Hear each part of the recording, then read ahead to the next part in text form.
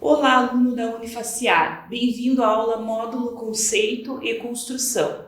Nessa aula, você aprenderá sobre a função da estrutura para a disposição dos módulos.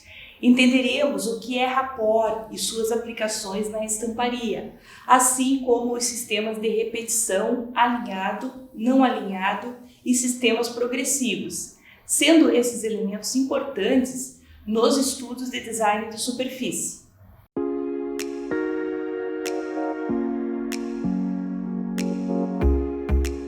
Olá, aluno Unifaciar, tudo bem? Estamos iniciando então a aula sobre módulo, conceito e construção. Bom, nós temos que partir de uma estrutura, né? Essa estrutura pode ser considerada também uma malha quadriculada, né? A maioria dos desenhos tem uma estrutura, né? Muita gente desenha com uma malha quadriculada por baixo, para controlar o posicionamento dos desenhos, para organizar, para a forma não sair, né, daquele tamanho. Então, essa estrutura, essa malha quadriculada, ela é muito utilizada. No design de superfície, então, nós vemos aqui o exemplo nessa imagem, que nós temos aqui o módulo, certo? Esse quadradinho menor é o módulo. Esse quadrado maior é o resultado da repetição deste módulo. E observe, então, que essa repetição aqui, o que está embaixo, quadriculado, é uma estrutura, né? Então, se repetir várias vezes, né, na mesma posição, esse módulo, o resultado vai ser este aqui, ó, esse quadrado maior, ok? Bom, é importante também nós sabermos identificar a diferença entre módulo e motivo. Motivo nós vimos na aula passada, né? O motivo, eles são desenhos criados dentro do módulo, né? Então, Freitas, ele comenta assim, as medidas do módulo são específicas para cada projeto e dependem do processo de produção que será utilizado e também do tamanho do motivo que se deseja representar no rapport. Rapport é uma outra palavra que nós já vamos conhecer. Então, observem nessa repetição aqui dos azulejos, né? Nós temos, então, a forma do azulejo, aqui uma forma, né? O azulejo ele foi virado, né? Para ser colocado numa superfície, mas nós temos a forma do azulejo e o desenho do azulejo, então, é o motivo, ok? Então, sempre é bom já começar a diferenciar o que é módulo do que é motivo. E o rapport, né? O rapport, ele é um sistema de repetição, né? E de um modo contínuo, né? Configura o que? Um padrão, né? Então, o rapport, ele em rapport em francês, repetição em português. Essa padronagem, ela facilita o deslocamento em intervalos regulares e mantém um padrão na superfície do produto. O rapport, ele é muito utilizado na indústria têxtil, tá? Para criar aquelas estampas contínuas, né, dos tecidos. Então, aqui, novamente, o mesmo exemplo, né, para a gente começar a se familiarizar com essa questão de módulo, de estrutura, de repetição, de motivo, né? São várias nomenclaturas utilizadas no design de superfície. Então, novamente, nós temos o módulo, que é esse quadradinho pequeno. Depois, nós temos o quadrado maior, que é o resultado da repetição. Repetição, então, é um rapport. Então, olha, esse módulo foi repetido aqui 3, 6, 9 vezes, né? Não houve mudança de direção, nada. A repetição dele foi contínua e daí gerou esse resultado. Então, isso aqui é um rapport. Existem vários sistemas de repetição no design de superfície. Tá? Para Cada sistema de repetição existe uma estrutura, né? Que nós já vimos, então, que aquela estrutura é o que fica lá no fundo, né? Que ela pode ser um quadripulado, ela pode ter outras formas. E no design de superfície é chamado de grade, malha ou grid, que corresponde à organização dos módulos no espaço. Então, novamente a mesma imagem, nós temos uma organização dos módulos aqui, ó, dentro de um espaço, dentro de uma malha, de uma grade, de um grid. Nesses sistemas de repetição, nós temos a forma alinhados, não alinhados, né? Quem comenta sobre esse sistema de repetição é Freitas, né? O autor Freitas. Vejam nesses exemplos aqui, representados pelo R maiúsculo, no sistema alinhado, as linhas verticais e horizontais, observem, olha, todas elas são contínuas nesse sistema alinhado. No sistema não alinhado, as linhas verticais, por exemplo, elas não são contínuas, existe um deslocamento dessas linhas, tá? Então, a diferença entre os dois é exatamente isso, né? No sistema alinhado, as linhas são contínuas e no sistema não alinhado há um deslocamento. Bom, agora vocês observem que nessa distribuição dos R's, nós já temos R's distribuídos de uma forma diferente. Lembrando que R é o módulo, né? Então, nesse primeiro exemplo aqui, ó, dessa malha, grade ou grid, nós temos os R's, né, como os anteriores, né? Um R do lado do outro, sem mudança de direção. Depois, nós temos aqui esses dois R's, né, superiores, e esses R's embaixo que foram espelhados, né? Então, existem os dois R's superiores e os de baixo foram espelhados. Então, existe uma mudança de direção dos módulos, né? Lembrando que dentro do módulo nós temos o motivo, que é o desenho, tá?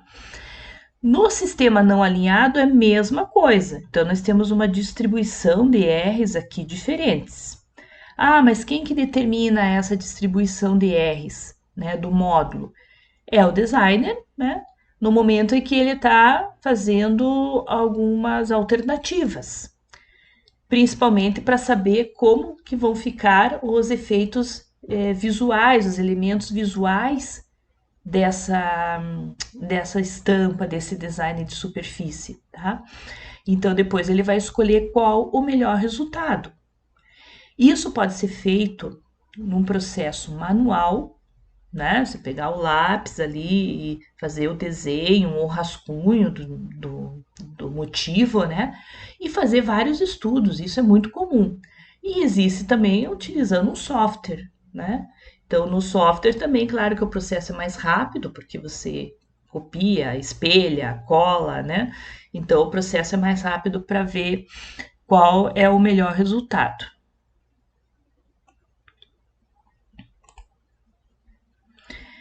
Então, aqui, de uma maneira mais ilustrativa, né, a autora Evelise, ela considera, então, os sistemas alinhados, como sistema de repetição, igual ao anterior, sistemas não alinhados e multimódulos. Então, já surgiu uma outra nomenclatura aqui na metodologia da Evelise. Então, no livro da Evelise, ela mostra como fica o resultado dessa distribuição dos R's, né? Pensando que é o mesmo módulo, é o mesmo motivo, né? E tem efeitos visuais diferentes. Então, por exemplo, o primeiro a gente já conhece, todos os R's iguais, né? Um do ladinho do outro. Agora vejam o segundo. O segundo R, né, o segundo exemplo, desculpe, tem alguns R's, né, já distribuídos de formas diferentes. E assim na sequência, e dessa maneira você consegue ver quais são os resultados visuais desse design de superfície de acordo com a distribuição do módulo. Ok?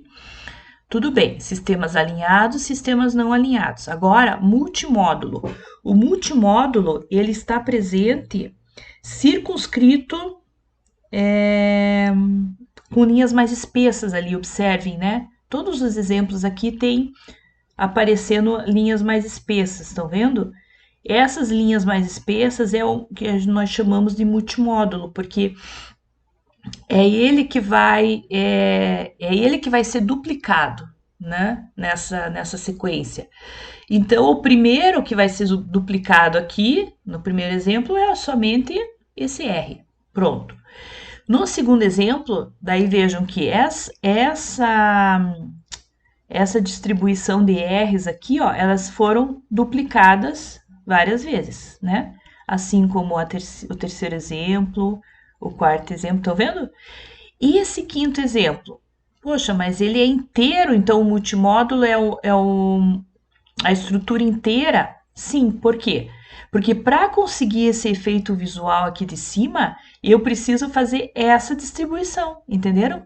Então, eu consigo uma distribuição diferente se eu colocar tamanhos diferentes de multimódulos, né? Então, como nós vimos nos anteriores.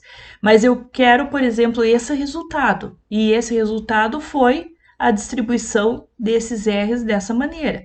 Ah, mas agora eu quero, por exemplo, duplicar, né, esse efeito visual, eu quero que fique do lado. Criar mais um igual a esse. Então, eu pego essa sequência de R's aqui e passo para cá. Entenderam? Assim como os outros aqui. Então, cada um tem um efeito visual diferente. Agora, observem os de baixo, os 4 últimos aqui, né? Porque eu tenho um sistema não alinhado, estão vendo, ó? Ele é um sistema não alinhado porque as linhas verticais, elas foram deslocadas, né? Elas não são contínuas. Esse sistema não alinhado, mais a distribuição de R's de uma maneira diferente, por exemplo, gera um efeito visual também interessante, porque ele chega a ser quase um 3D, assim, né? Um tridimensional, assim, em alguns momentos, estão vendo?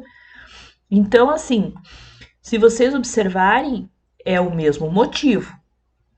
E ele pode, de acordo com a distribuição dos R's, ele pode ser ter N efeitos visuais. Então, vejam que interessante, né? Ah, mas então quer dizer que o processo, né, utilizando um software é bem mais rápido para saber esse resultado? Claro que sim, né? Porque senão eu teria que ficar desenhando um por um no papel e desenhando o esboço do motivo, né, duplicando. Quer dizer, claro que o processo é mais demorado, né? Mas cada profissional tem a sua metodologia, principalmente no início da criação, né? Às vezes ele até prefere usar o papel, mas claro, e às vezes ele cria, né? E ele passa para uma outra pessoa que sabe utilizar, de repente, o software, né? Melhor do que o criador. E daí ele passa essa sequência e a outra pessoa, então, coloca no software, né? Então, fica também a critério de cada um. Então, nós vimos aqui os sistemas alinhados, sistemas não alinhados, e nós temos agora os sistemas progressivos. Nos sistemas alinhados, então, só retomando um pouquinho do que nós já vimos, os sistemas alinhados mantêm o alinhamento dos módulos sem deslocamento de origem.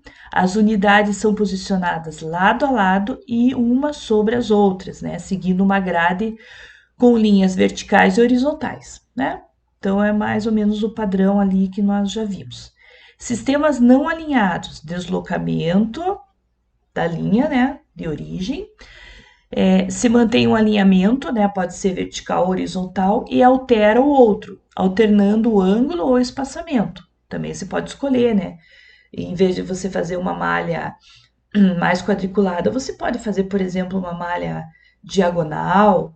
Então, a escolha, né, da malha também vai dar um efeito visual diferente.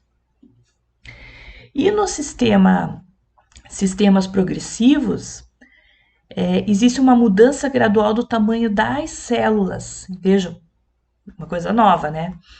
Então, nós vamos ver uma obra do artista Escher, né? O Escher, ele foi um artista gráfico holandês muito, muito importante, muito criativo, né? Ele trabalhou em várias áreas, né? Desde desenhos da arquitetura, assim, perspectivas, como várias técnicas também para representar essas superfícies, usando cor, efeitos especiais que cada uma das obras dele tem, né? Proporciona, é muito interessante, sai totalmente do padrão normal, assim, do que um artista poderia fazer. Então, ele é tão importante nessa área do design, né, do design gráfico, que eu vou passar para vocês, né, um trecho, né, tem 59 minutos do vídeo. Claro que vocês podem depois procurar no YouTube, né, chama-se Metamorfose, de Escher. E vocês podem assistir também esse vídeo outras vezes, mas eu quero passar uma parte que ele trabalha esse sistema de repetição de uma forma muito interessante. Então, vejam aqui, nesse slide, ó, esse é um sistema progressivo e é uma obra do Escher, né?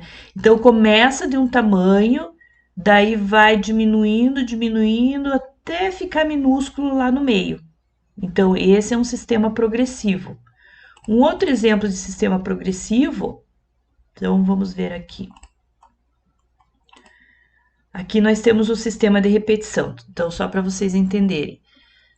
A primeira folha aqui é um módulo, correto? O sistema alinhado é esse primeiro exemplo. Então, todas as folhas, né, iguais, né, paralelas, tudo certinho. No sistema não alinhado, então houve um deslocamento da linha, né, digamos assim, é uma malha, como se fosse uma malha embaixo, e daí dá esse efeito visual. E no progressivo é esse efeito visual aqui, ó. Então, o módulo grande, depois eu diminuí o módulo, estão vendo? Então, vai para um sistema de redução. Depois eu diminuí novamente o tamanho do módulo, então de 2 foi para 4, de 4 foi para 8, e eu poderia continuar aqui até desaparecer, até se formar num pontinho, né? Então, o sistema progressivo, ele dá esse efeito, tá? Então, deixa eu ver, aqui é o sistema alinhado, só de uma forma mais ilustrativa, né, para vocês verem. O sistema progressivo. E existe também composições sem encaixe, né? Então, no design de superfície, é possível pensar num projeto sem o uso de encaixe, sem aqueles R's, um do ladinho do outro, sabe? Que tem que se encaixar um módulo no outro. Aqui não, aqui o sistema é mais livre, né? Então, os módulos não encaixam um ao lado do outro, mas mantém uma harmonia na composição. Então, esse aqui é um trabalho da Renata Rubin. Vejam, são azulejos, né? Observem essa parte de baixo dos azulejos com linhas, assim, parece um rascunho de linhas, né? Então, elas não se encontram, não tem problema nenhum, né? Então, é um modo de composição que fica também muito interessante, assim como esse azulejo aqui do lado. Atos Bucão, né? Atos Bucão também é um artista plástico, né, que até trabalhou com Oscar Niemeyer, assim, na construção de Brasília, e o trabalho dele também é muito interessante, né, ele faz vários painéis, tem vários edifícios em Brasília com os seus painéis, Ele também não usa a questão daquele padrão, né, de repetição, então fica uma coisa mais livre.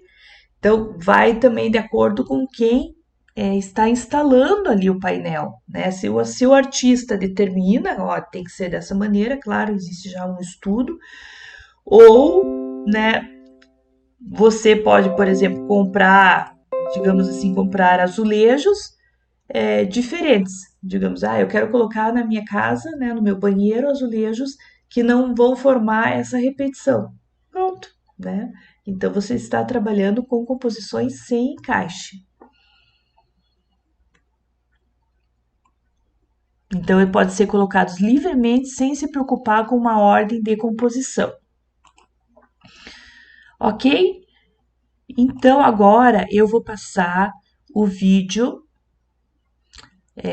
de uma parte do documentário do Escher, né, a partir dos 33 minutos, né, para vocês perceberem então, né, essa obra de arte dele, o quanto ele trabalhava, todo feito no processo manual, né, e os efeitos especiais que esse sistema de repetição dele gera, né? Então observem e depois daí eu finalizo a aula. Durante dias e dias, Geta e Mauritz copiaram febrilmente os motivos geométricos dos árabes no Alhambra.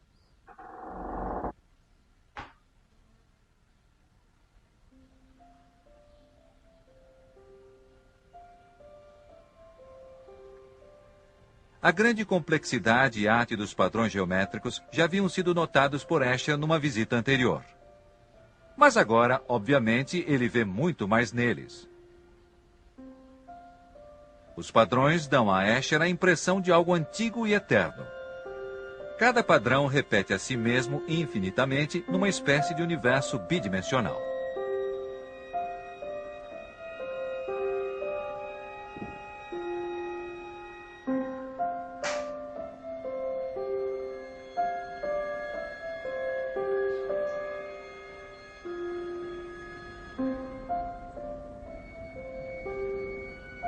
Mas se esse padrão é um universo, Escher quer povoá-lo com figuras tiradas da realidade. Todos os padrões maravilhosos, incompreensíveis, esplêndidos, encantadores que nos cercam no mundo dependem de repetição e multiplicação. Escreveu ele mais tarde num libreto sobre sua teoria das divisões do plano regular. Não somos surdos, cegos, nem abobados. Estamos conscientes das formas que nos cercam, e elas só têm significação se as reconhecemos como símbolos claros de pessoas, animais, coisas que vemos à nossa volta. Fragmentos caprichosos de figuras geométricas abstratas têm pouco significado para nós. Chegando à casa, tenta transformar as figuras geométricas árabes em pessoas, cavalos marinhos, pássaros. Mostra suas tentativas ao irmão, professor de geologia, que o aconselha a ler alguns artigos de cristalógrafos. Eles estão envolvidos nas mesmas coisas que você. Foi uma revelação. Os cristalógrafos estudam sistematicamente os tipos de padrões que tanto intrigam Escher. Dali em diante, ele passa ano após ano enchendo um caderno atrás do outro, esboçando sua própria teoria da divisão do plano regular.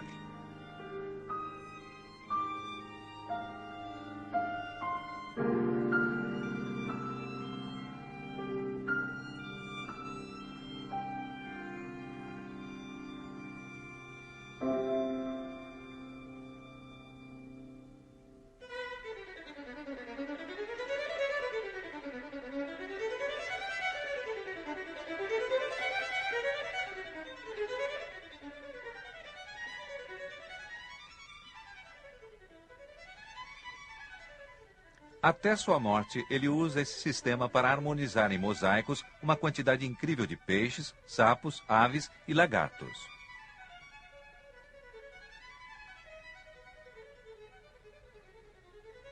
Isso demonstra como ficara fascinado por esse jogo com diferentes figuras que nunca podem ser vistas ao mesmo tempo, porque uma é o plano de fundo para a outra.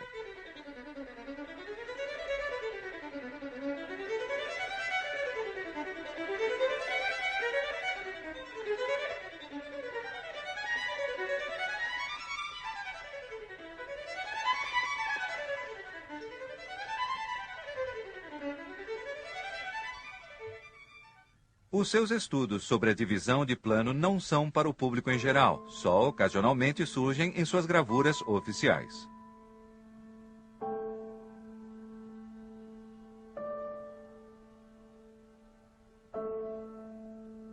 A primeira é desenvolvimento, logo seguida por dia e noite.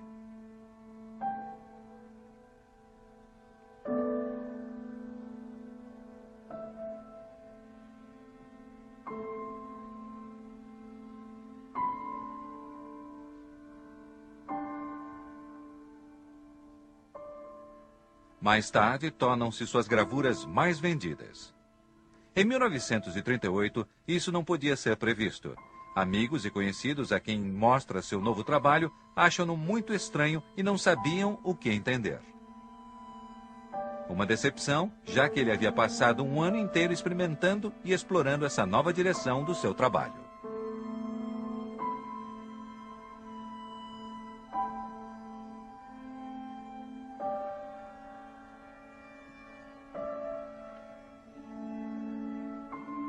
Felizmente, o velho professor de Mesquita ficou entusiasmado.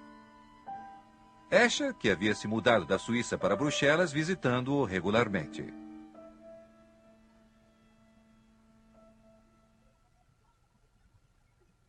Na verdade, ele não precisava de incentivo.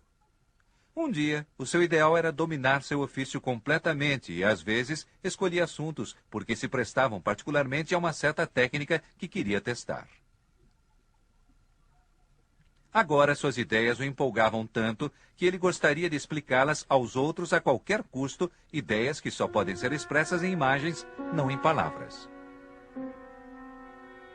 Tais como os jogos de figura, que são o plano de fundo uma das outras. O otimista e o pessimista nunca podem ser vistos ao mesmo tempo, enquanto sejam figuras num plano regular dividido. Podemos ver um ou o outro. Mas, quando emergem da superfície plana, vemos um homem negro e um branco apertando a mão um do outro.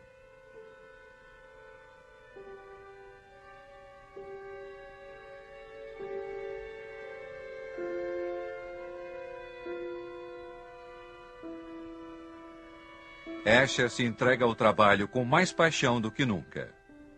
Não posso imaginar o que teria sido a minha vida se não tivesse me confrontado com a questão da divisão do plano, escreve mais tarde a um admirador. Estou, por assim dizer, caído de amores e ainda não sei porquê. Quanto mais fanaticamente Escher é absorvido por seu trabalho, mais triste e solitária Jetta se sente. Quando a família se muda para a calma cidade holandesa de Baarn, no início da Segunda Guerra Mundial, a situação apenas piora.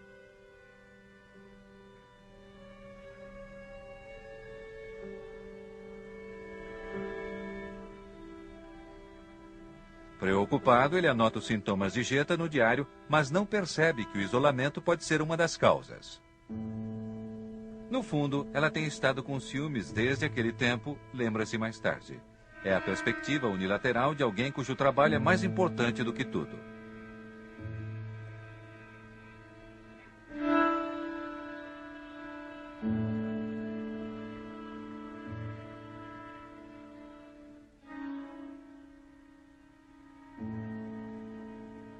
No entanto, Escher não fica indiferente ao que acontece ao seu redor. Tem dificuldade em se concentrar no trabalho gráfico e ocupa-se em entalhar uma grande bola de madeira, na qual anjos e demônios literalmente nascem um do plano de fundo do outro.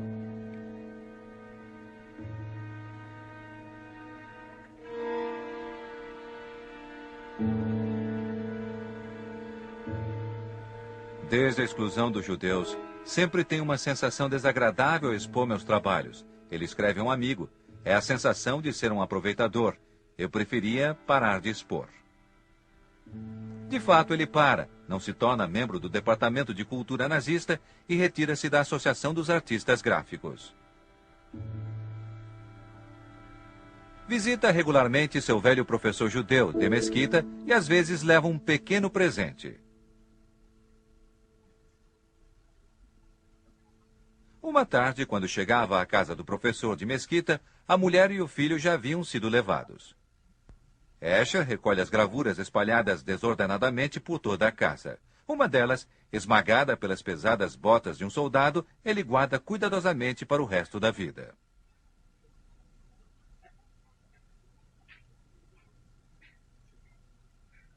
No último ano da guerra, Escher não acha mais jeito de trabalhar. Uma xilografia requer mais esforço do que nunca. Meu cérebro parece completamente entorpecido, escreve a um amigo.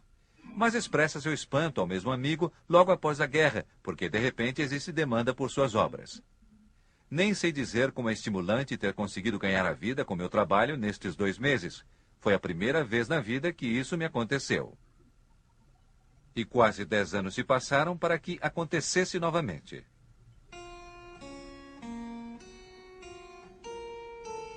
Ao compor essas gravuras com figuras erguendo-se da superfície plana para o fundo, Escher aparentemente percebe o estranho fenômeno que isso é: um desenho tridimensional.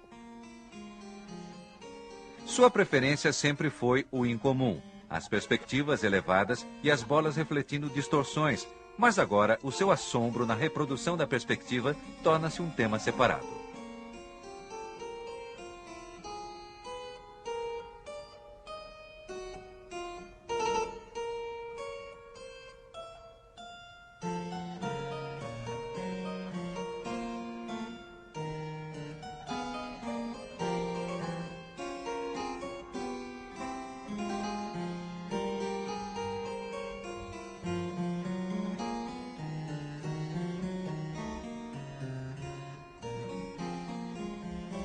Não é absurdo traçar algumas linhas e chamá-las de casa? Pensa ele.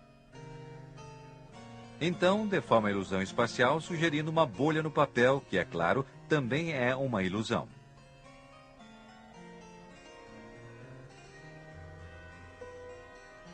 Ou combina várias perspectivas em um só desenho.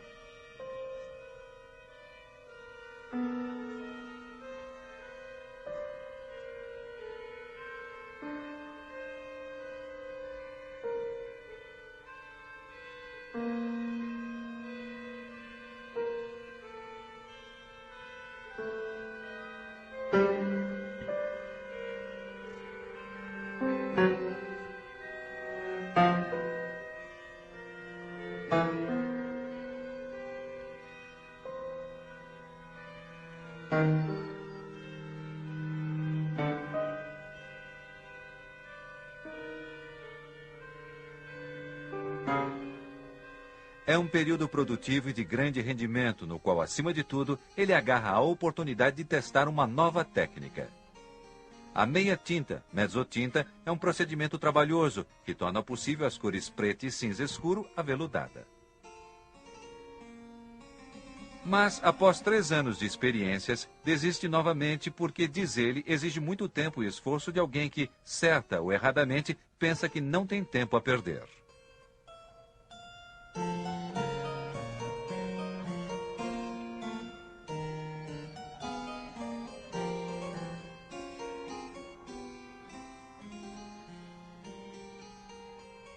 O medo de perder tempo o leva de volta à disciplina diária do estúdio, depois de caminhar 2 horas pelos bosques. Isto dá a ele a paz de espírito de que necessita para pensar em novos trabalhos e, pela primeira vez desde a Itália, vê coisas ao seu redor que valem a pena usar em gravuras.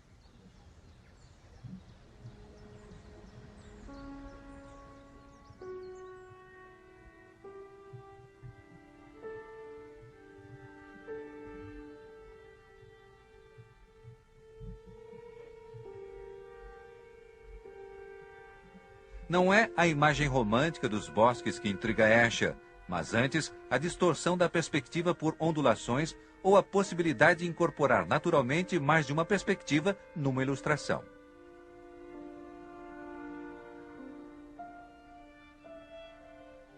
já não pode queixar-se de falta de atenção. As revistas Time e Life dedicam longos artigos a ele e uma exposição de suas obras é organizada no Museu Stedelijk de Amsterdã para uma conferência internacional de matemáticos. Escher também faz uma palestra.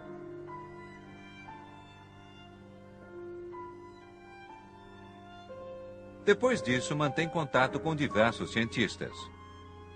Ao longo dos anos, alguns fazem sugestões para gravuras, como por exemplo, côncavo e convexo, onde formas e linhas são usadas de modo que de um lado parecem emergir e de outro podem ser vistas como profundidade.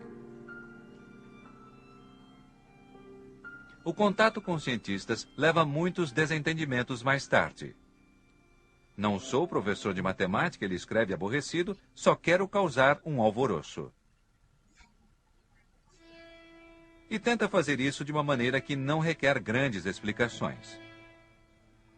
Imagine, ele escreve na mesma carta, que gastei mais de um mês pensando numa gravura como côncavo e convexo, porque tudo que concebi era tão difícil de entender.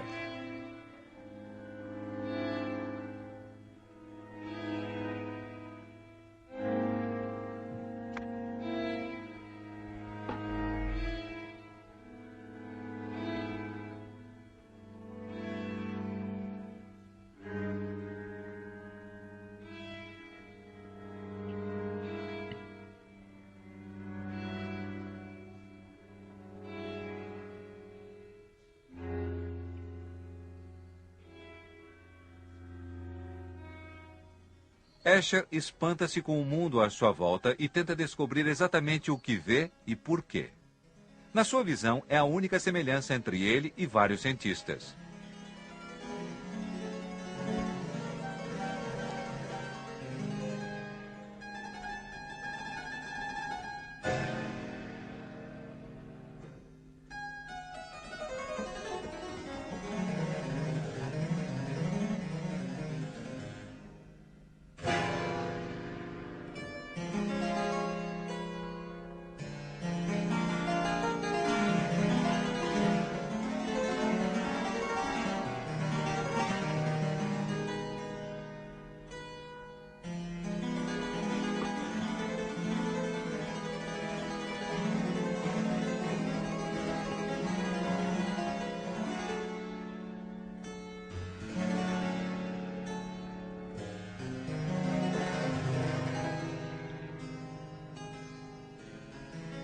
Jeta não está bem.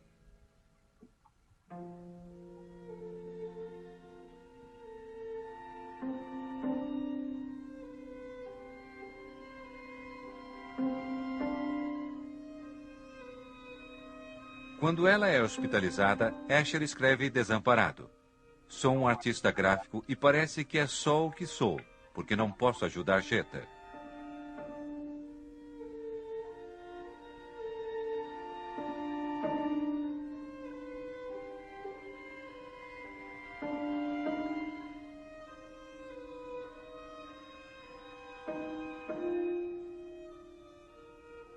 Sobre a litografia Elos, Bond, na qual reconhecemos Jeta e Escher, ele escreve: como um elo infindável, até suas frontes foram tecidas juntas, e eles formam uma entidade inseparável. Mas escreve também: se os dois estão felizes por estar tão estreitamente unidos, não sei dizer. É um compromisso perigoso e eles parecem meio tristes. Door uw hele werk komt ook steeds een enorme belangstelling naar voren voor geometrische vormen. Ja. Waarom? Waarom juist die vorm? Ja, wat wilt u nou? Waarom? Dat kun je niet zeggen. Het is zoals het is. Die belangstelling die bestaat er nou eenmaal voor de wetmatigheid. De wetmatigheid in de natuur kun je wel dat noemen. Hè? Een kubus is op zichzelf een wonderlijk fraai ding. En je kunt hem een beetje ingewikkelder maken. Je kunt ingewikkelder figuren maken. Octaeders en tetraeders en zo. Die zijn allemaal boeiend op zichzelf. En als je zo'n ding in je handen neemt en ronddraait, dan ben je getroffen door de schoonheid en door de zeer grote regelmaat van dat ding. En dan overvalt je een zeker gevoel van ongelukkigheid en van... je weet zelf niet wat je ermee moet beginnen. Je zou zo graag er wat van mee willen doen, maar het is er al. Eigenlijk is het genoeg om zo'n ding in papier te maken en ernaar te kijken. Maar als je nou eenmaal graficus bent en je wil er een prent van maken, dan denk je bijvoorbeeld, aangezien deze regelmaat zo groot is, laten we daar als contrast omheen zetten een soort van chaos. Laten we er een prent van maken die de tegenstelling illustreert van orde en chaos. En dat heb ik dan ook gedaan. Daaromheen zijn allerlei kapotte en verfrommelde figuren, stukken die ik indertijd, het was in de winter, ben gaan zoeken op de mestvaalt en zeer zorgvuldig heb samengeraapt chaotische voorwerpen waarvan je nog net kon herkennen wat ze betekenen, want dat is helemaal niet zo makkelijk. Het is eigenlijk makkelijker om de regelmaat uit te beelden dan de chaos.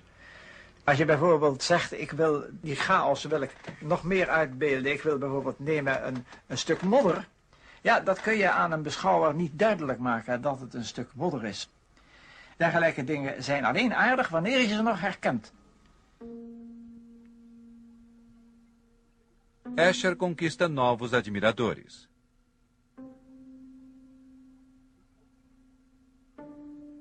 Em gravuras como Queda d'Água, em que espantoso Escher mostra o absurdo que pode ser colocado em perspectiva no papel, encontram afinidades. Eles também fazem experimentos com a percepção. Dá para ver que Escher fuma maconha, alguém escreve.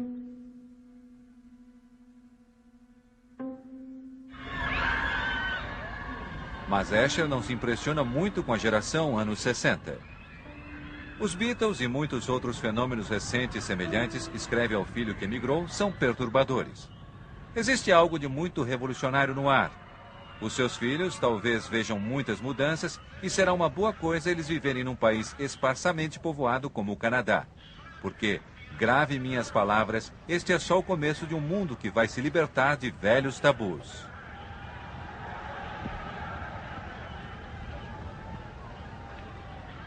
O homem que disse uma vez, nas minhas gravuras tento convencer as pessoas de que vivemos num mundo limpo, ordenado e não num caos desregulado, agora escreve a um amigo. É uma pena que o mundo em que vivemos seja um caso tão sem esperança. É um mundo insondável, selvagem, perigoso, um jogo irracional. Eu, pessoalmente, prefiro viver entre abstrações que nada têm a ver com a realidade.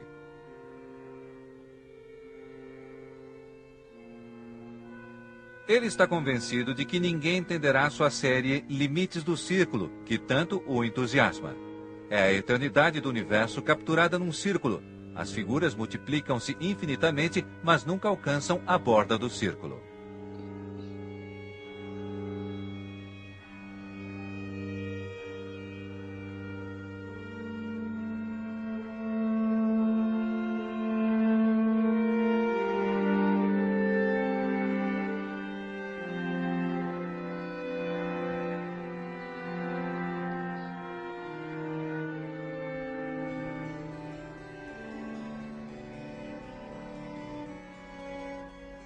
Ele continua a gostar de seu trabalho tanto quanto antes, mas está torturado por receios que nunca sentiu.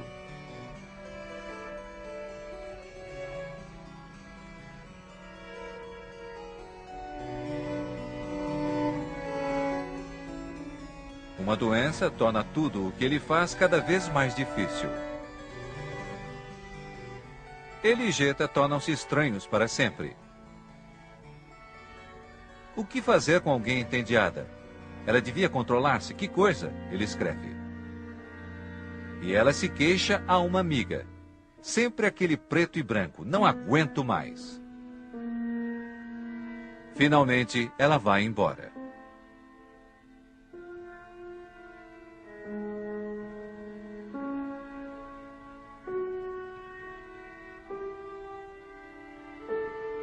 Jeta vai morar com o filho na Suíça, onde se sente reviver um pouco.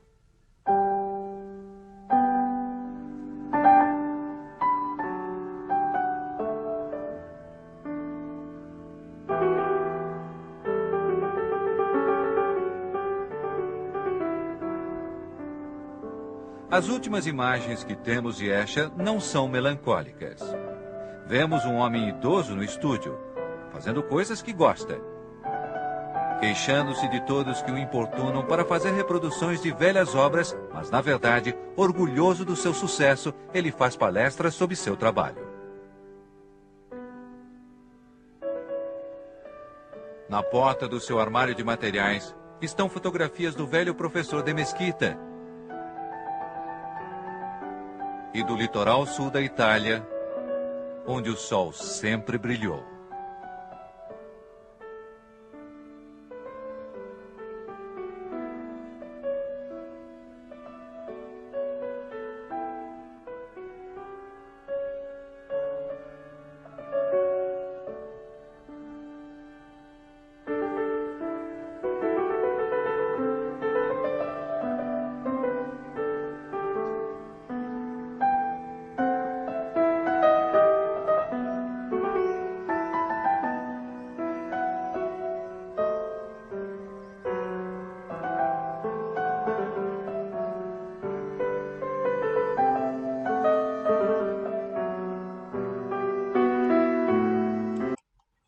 Então, alunos, esse vídeo, ele mostra um pouco da história da vida do Escher, um grande artista, né, é chamado Metamorfose, o nome do vídeo, vocês podem encontrar no YouTube. Eu passei a partir dos 33 minutos, né, o vídeo tem duração de 59 minutos, e é importante que vocês assistam ele inteiro, tá? Num momento assim que vocês tenham mais tempo, para realmente entender todo o processo de criação dele, que é um processo bem interessante, toda a dedicação que ele teve, né? A vida inteira se dedicando aos desenhos, às gravuras, utilizando várias técnicas, né? Então é importante a gente conhecer, né, esses artistas que não fazem mais parte aqui do nosso convívio, né? Mas deixaram obras maravilhosas, tá? Então, dê uma olhada no vídeo, observe, então, além dos padrões, né, que ele utilizava, também é interessante perceber, assim, todo o trabalho de pesquisa que ele fazia com desenho em perspectiva, né? E transformava essa perspectiva em 3 dimensões, né? E até um pouco de ilusão de ótica, né? A gente observava uma coisa, mas não entendia ali o que estava acontecendo. Então, dei uma olhada nisso e também em todos os desenhos, todas as gravuras que ele fez em relação aos contrastes, às distorções, né, a essas ilusões proporcionadas, né, pela perspectiva e pela graduação de tons, as técnicas que ele utilizou, como a xilogravura, né, que tem a madeira como matriz, ou a litografia, que tem a pedra como matriz, né, e levando agora as obras dele, direcionando para o design de superfície, o que nós vimos nessa aula é exatamente o que ele apresenta nos trabalhos, né? Porque ele utilizava padrões geométricos nas suas gravuras, né? Então, esses padrões direcionando para o design de superfície é o rapport, né? Começa pelo módulo, depois vem esse sistema de repetição. As transformações graduais também, né, que são do design de superfície, e ele também trabalhava com isso, né, que são os nossos sistemas progressivos que nós vimos nessa aula, né, aquela progressão que vai diminuindo, diminuindo, né, e de repente some.